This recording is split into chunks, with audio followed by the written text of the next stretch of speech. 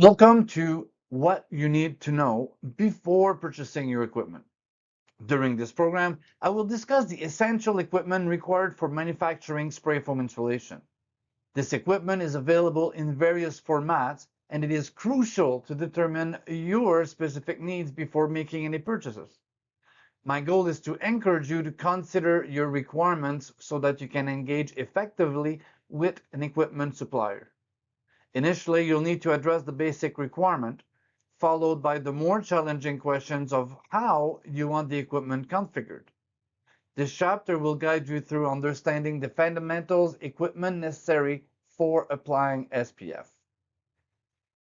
To begin, we'll work in reverse to help you understand the necessary equipment. This will enable you to decide on the format you want and, for step 3, determine the available configuration for that specific format. It may seem confusing at first, but bear with me, and everything will become clear by the end of this chapter, I promise. To begin, you'll need essential equipment. You need a reactor, two pumps, an air compressor, a dehumidifier unit, commonly known as an air dryer, a generator, several 50-foot of hose, two guns, one or two fresh air supply masks, and at least one fresh air system. Consider adding a microwave and an AC unit for employees' comfort, but remember that these require additional power, so plan accordingly when selecting a generator. These items are the basic requirements for manufacturing the spray foam insulation. Additionally, don't forget about necessary accessories like a test kit, spill kit, eye wash station, and other miscellaneous items. It's wise to budget an extra $2,000 to $3,000 for supply beyond the cost of the rig. Consider the formats that suit your needs. Do you require a trailer, a cube van, a 5-ton truck, or prefer the mobile option? Your choice depends on your specific requirements. If you plan to work outside or in the city rather, where space is limited, a small cube van might be ideal. At the same time, if your work is outside the city, an area with a lot of space, you might have more flexibility with a larger truck or with a trailer. Especially if your work is far from the office, you can unhook and leave it behind. These are crucial questions to consider before purchasing a rig. It's essential to have a clear understanding of your work locations. However, if you're uncertain, the equipment supplier can assist you in making the right decision. For instance, some contractors opt for a trailer because they own a pickup truck to tow it. However, they often find their truck is inadequate for hauling the trailer, which can be heavier than anticipated. Therefore, it's important to specify the type of truck you have, as a trailer might not be a best option for you. Again, talk with your rig suppliers.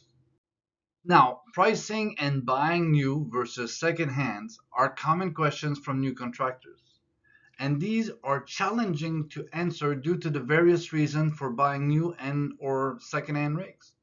Personally, I prefer new, but both options have their advantage and disadvantage. When buying older rigs, you need to investigate several factors before purchasing, as they don't come with a warranty. Key concerns include whether the rig was properly parked before discommissioned, how long it was parked for, whether it was well maintained, and its current condition. These are crucial questions, but whether you are getting a truthful answer or not is up to your judgment. Now, purchasing new equipment provides confidence and allows you to focus on learning and practicing new techniques, especially for newcomers in the industry. It's important to concentrate on learning rather than worrying about the equipment issues. However, you could encounter problems with both new and second-hand equipment. If opting for new, selecting the right equipment supplier is crucial. Remember that choosing the right equipment supplier has its own rewards. Keeping a good relationship with them is something that you can't ignore either. Paying on time, for example, being nice and courteous, polite, fun to work with, etc., can make a huge difference when you need a part on a Friday afternoon or 10 minutes before they close. That could make a difference between being stuck for only one day or up to 3 days if you break down on a Friday afternoon, late afternoon.